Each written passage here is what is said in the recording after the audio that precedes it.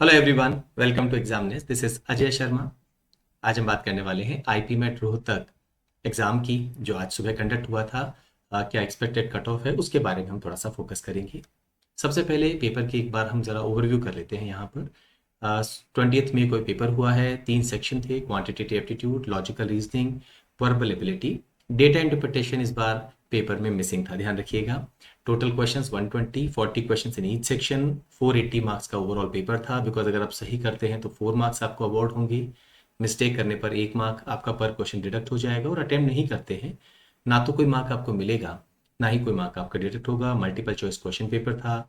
120 minutes duration थी, और कोई भी सेक्शनल टाइम लिमिट नहीं थी। 2019 से लेकर आज तक हर बार ये लिखा जाता है कि सेक्शनल टाइम लिमिट होगी, लेकिन सेक्शनल टाइम लिमिट नहीं थी।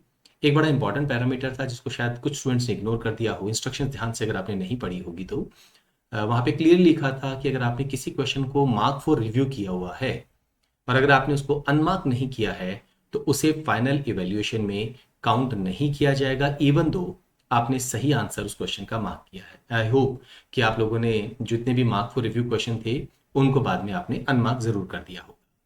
ओवरऑल अगर हम पेपर पे नजर डालें तो ये एक इजी पेपर था, पर हाँ ये बैलेंस पेपर था। एकदम सडनली कोई क्वेश्चन बहुत टफ आ गया हो और अचानक कोई क्वेश्चन बहुत इजी आ गया हो, ऐसा नहीं रहा। ओवरऑल जो पेपर था वो इजी पेपर था। नंबर ऑफ क्वेश्चन जो डाउटफुल थे या जहां मिस्टेक्स हो सकती थी वो इस बार बहुत कम थे। 1 या 2 क्वेश्चन ऐसे थे जहां स्टूडेंट्स के अकॉर्डिंग कुछ मिस्टेक हो सकती थी या डाउट हो सकता था। अगर हम पेपर सेक्शन वाइज की बात करें, मैथ्स में 40 क्वेश्चंस थे, और लगभग हर एक एरिया को यहाँ पर चेक किया गया था। Questions based on percentage, profit loss discount, simple and compound interest, sequences and series जहाँ पर अरिथमेटिक प्रोग्रेशन आ गया, basic equation, number system, geometry, आपका time speed and distance, time and work, average, alligation, mixture. ये वो basic topic हैं जो definitely आपने प्रैक्टिस किए हुए होंगे। और यस, इन क्वेश्चंस का जो लेवल था वो भी इजी, मतलब हम उसको मॉडरेट की कैटेगरी में भी नहीं प्लेस करेंगे। तो कितने अटेम्प्ट्स अच्छे मान सकते हैं? 28 to 34। और हमारे कहना होगा कि अगर आप 105 के ऊपर कुछ भी स्कोर लेके आते हैं तो ये अच्छा स्कोर माना जाएगा। हाँ, देर विल बी स्टूडेंट जो इस पेपर में सेक्शन में, because there are 40 question, 160 marks का पेपर था, 140 प्लस मार्क्स भी स्कोर कर लेंगे स्टूडेंट्स काफ़ी आसानी से। Second section logical reasoning, again एक मिक्सअप था यहाँ पर। सरप्राइजिंगली डेटा इंटरप्रिटेशन इस साल मिसिंग था, पर डेटा सफिशिएंसी के क्वेश्चंस काफ़ी पूछे गए थे, लेकिन उनका लेवल ईजी था। आपको क्वेश्चंस ब्लड रिलेशंस के मिले थे जो सिंगल क्वेश्चंस थे। लीनियर अरेंजमेंट के सेट्स थे बट कंपेरेटिवली ईजी थे। डबल लाइनअप के क्वेश्चंस थे। उसके अलावा आपके number series, letter series, coding decoding, assumptions, arguments, cause and effect.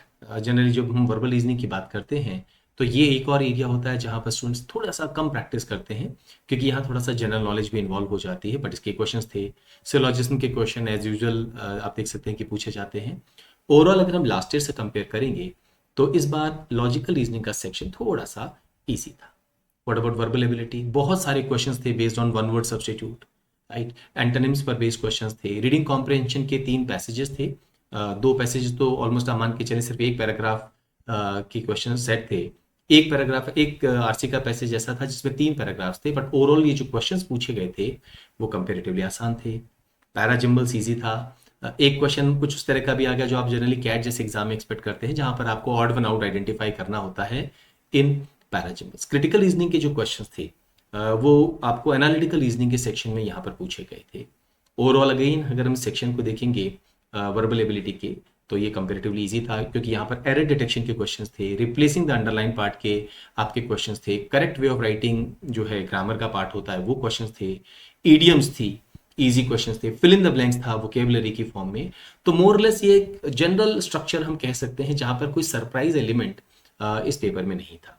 Overall 320 plus अगर आपके स्कोर है तो हम कहेंगे अच्छा स्कोर माना जाएगा। बट जनरली मैं इस बार उम्मीद कर रहा हूं कि जो कट ऑफ है जनरल कैटेगरी की वो इसी नंबर के आसपास होनी चाहिए, क्योंकि एक नंबर ऑफ क्वेश्चन जिनमें मिस्टेक है या जिनमें डाउट है वो कम है। तो जो स्टूडेंट्स अच्छी तैयारी कर रहे हैं उनके अटेम्प्ट्स काफ़ी ज़्यादा हो जाएंगे। ज़्यादातर स्टूडेंट्स ऐसे हैं जो 90 प्लस की रेंज में जिन्होंने अटेम्प्ट किया, जो जिन्हें हम अच्छे स्टूडेंट्स मानते हैं। और जो बहुत अच्छे स्टूडेंट्स हैं उन्होंने 110 प्लस क्वेश्चंस अटेम्प्ट किए हैं इस पेपर में। एंड सर्टनली मैं बिलीव करता हूँ कि आप भी वो जो ब्रैकेट है जिसको कहते हैं सबसे अच्छे परफॉर्मर्स, उस ब्रैकेट में आप आते हैं। What is the expected cut off? ये कट ऑफ हम डिसाइड करते हैं based on the feedback receive from the students and एक कंपेयर करके कि लास्ट ईयर क्या गया था, इस बार क्या है। जनरल की कट ऑफ एक्सपेक्टेड है 320 प्लस मार्क्स। हम उम्मीद करते हैं कि हमारी एक्यूरेसी 100% हो, पर एक्चुअल में ऐसा एग्जाम में नहीं होता है। अराउंड 90% एक्यूरेसी मैथ्स के सेक्शन में और एनालिटिकल रीजनिंग के सेक्शन में आप एक्सपेक्ट कर सकते हैं, but the moment you come to verbal reasoning section या वर्बल एबिलिटी, ये एक्यूरेसी अराउंड 80 to 85% के आसपास होती है। सो जनरल की कट ऑफ 320 प्लस हम उम्मीद कर रहे हैं, EWS 20 plus, NCOBC 230 plus, SC की 170 plus, ST 80 plus, DAP general जो है वो 200 प्लस है, TAP EWS 80 प्लस और DAP NCOBC 60 प्लस। ये थोड़ा बहुत वेरिएशन आपका हो सकता है, लेकिन अदरवाइज आप ये मान के चलें कि लगभग यही वो कट ऑफ होगी जिस पर आपको फोकस करना है। लेकिन ध्यान रखिए, सिर्फ कट ऑफ क्लियर करने से आपका फाइनल सिलेक्शन नहीं होगा, क्योंकि रिटन टेस्ट का भी एक वेटेज है और बाकी और भी पैरामीटर्स है जिनका वेटेज है। आपको अपने इंटरव्यू की तैयारी बहुत अच्छे से करनी होगी। मेक श्योर कि आप अपने डोमेन पर, जो आपका सब्जेक्ट है क्लास 12th में, उस पर आप फोकस करें, क्योंकि इन एग्जाम्स में ज़्यादातर क्वेश्चन जो इंटरव्यू के पूछे जाते हैं वो जनरल क्वेश्चंस नहीं होते हैं, राइट। वहां पर क्वेश्चंस पूछे जाते हैं आपने 11th और 12th में क्या पढ़ाई की है उसके ऊपर। सो 90% क्वेश्चंस तो आप मान के चलें आपके एकेडमिक्स पे होंगे और 10% क्वेश्चंस अदर एरियाज पर होंगे, राइट। तो एक माइलस्टोन आपने भी अचीव करने के लिए आपने कदम बढ़ाया है। मैं उम्मीद करता हूं कि आप सभी को कि अच्छा रिजल्ट आपको यहाँ पर मिले। अभी आपका जिपमेट का एग्जाम भी है और IIM इंदौर का भी एग्जाम है। जिपमेट का एग्जाम अगेन हम मानते हैं कि वो IIM रोहतक से थोड़ा सा हायर लेवल होता है और IIM इंदौर इन सबसे टफ। CUT एग्जाम भी ऑलरेडी शेड्यूल्ड है कल से, और अगेन वहाँ पर भी आपको डोमेन भी देना है, जनरल टेस्ट भी देना है, इंग्लिश भी देना है। तो अभी आने वाला समय आपके लिए टफ है, थोड़ा सा और मेहनत करनी होगी। किसी भी तरह पे, किसी भी स्टेज पे आपको गिव अप नहीं करना है, आपको अपनी बस पढ़ाई को थोड़ा सा बैलेंस करते हुए चलना है। हाँ, अगर आप जिपमेट या IIM इंदौर जैसे एग्जाम की टेस्ट सीरीज देखना चाहते हैं और एक क्वालिटी मटेरियल के साथ आप पढ़ाई करना चाहते हैं फॉर द नेक्स्ट 20-25 डेज, मैं सलाह दूंगा कि आप एक बार हमें कॉल ज़रूर करें। आपको बहुत अच्छा मटेरियल, बहुत अच्छी गाइडेंस और बहुत अच्छे टेस्ट इन एग्जाम्स की तैयारी के लिए मिलेंगे। Thank you very much.